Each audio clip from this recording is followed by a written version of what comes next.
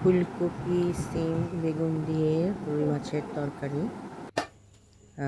এটা রেসিপিটা দেখাচ্ছি। প্রথমে আমি রুই মাছটাকে ভালো করে ধুয়ে পরিষ্কার করে হলুদ, লবণ, মরিচের গুঁড়া মাখিয়ে আধা ঘন্টা মেরিনেশন করে রেখেছিলাম। এরপর আমি রুই মাছটাকে একটি ফ্রাই প্যানে সুন্দর করে ভেজে নিয়েছি। আমি বেশ অনেকটা সময় নিয়ে ভেজেছি, বেশ কড়া করে ভেজেছি মাছটাকে। মাছটা বারবার উল্টিয়ে পাল্টিয়ে দিয়েছি। এখানে মাছটা সরিষার তেলে ভেজে নিচ্ছি। সরিষার তেলের তরকারি খুব টেস্টি হয়। আজকে আমার এই রান্নাটা সরিষার তেলে হবে। এখন ওই মাছটা খানিকটা কড়াভাবে ভাজা হয়ে গেছে। এখন আমি মাছটা একে একে তুলে নেব। মাছটা প্লেটে তুলে নিলাম। মাছটা ভেজে ওঠানোর পরে এর যে একটা সুন্দর একটা কালার এসেছে মাছের, তা সেটা দেখুন, এই যে সুন্দর একটা কালার হয়েছে ভাজার পর।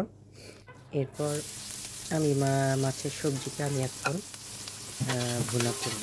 প্রথমে পেঁয়াজটা আমি বাদামি করে ভেজে নিয়েছি। এরপর আমি এখানে কষানোর পানি দিয়ে দিচ্ছি।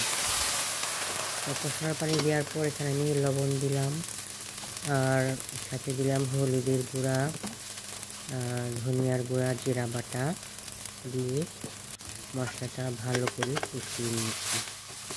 মশলাটা ভালো করে কষে যখন তেল ভেসে আসবে সেই সময় আমি এখানে কাঁচামরিচ দিয়েছি।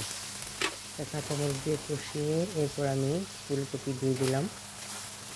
ফুলকপি দেওয়ার পর সিম দিয়ে দিয়েছি। এরপর ফুলকপি সিম একসাথে কষিয়ে নিয়েছি। ফুলকপি সিম যখন ভালো করে কষা হয়েছে, ফুলকপির ভিতরে একদম ভালোভাবে যখন মশলা ঢুকে গিয়েছে, তখন আমি বেগুন দিয়ে দিয়েছি। বেগুন দিয়ে এরপর আমি এই সবজিগুলো একসাথে সুন্দর করে নেড়ে চেড়ে কষিয়ে নিচ্ছি। এখানে সবজিগুলো একদম কড়াই ভরে গিয়েছে, বাট এটা কষানোর পরে আস্তে আস্তে এটা কমে আসবে। এখন কষাতে কষাতে যখন একদম পানি টেনে যাবে, টেনে ভাজা ভাজা হয়ে যাবে, তখন আমি এখানে ঝোলের পানি দিব। এখন ঝোলের পানিটা দিয়ে দিলাম। আমি গরম পানি দিয়েছি, পাশের চুলায় গরম পানি করেছিলাম, সেটা দিলাম। দিয়ে এখন আমি একে একে মাছগুলোকে সবজির উপরে দিয়ে দিলাম। সবজি এবং মাছ একসাথে সিদ্ধ হচ্ছে। এখন মাছ সবজি ভালো করে সিদ্ধ হতে হতে যখন একটু মাছটা এক সাইড সিদ্ধ হয়ে আসবে, সেই সময় আমি এখানে কাঁচামরিচ দিয়ে দিলাম। কাঁচামরিচ দেওয়ার পর আমি মাছটা উল্টিয়ে দিব, যাতে মাছের অপর সাইডটা সিদ্ধ হয়। প্রতিটি মাছকে আমি এবার উল্টিয়ে দিচ্ছি। উল্টিয়ে দিয়ে এরপর আমি আবারও সবজির সাথে সুন্দর করে সিদ্ধ করব। আর এই তরকারিটা আমি আজকে একটু ঝোল ঝোল রাখবো। এটা আমি আজকে শুকনো শুকনো করবো না, ঝোল ঝোল রেখে তুলা নিভিয়ে দিয়েছি।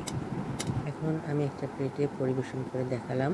এটা মাছটা রান্না করার পর যখন পরিবেশনের পর এরকম একটা লুক এসেছে। তা এখন এই মাছটা সবজি দিয়ে মাছটা খাওয়া হবে। আর এই মাছটা তরকারিটা খুবই মজার হয়, যেহেতু ফুলকপি দিয়ে।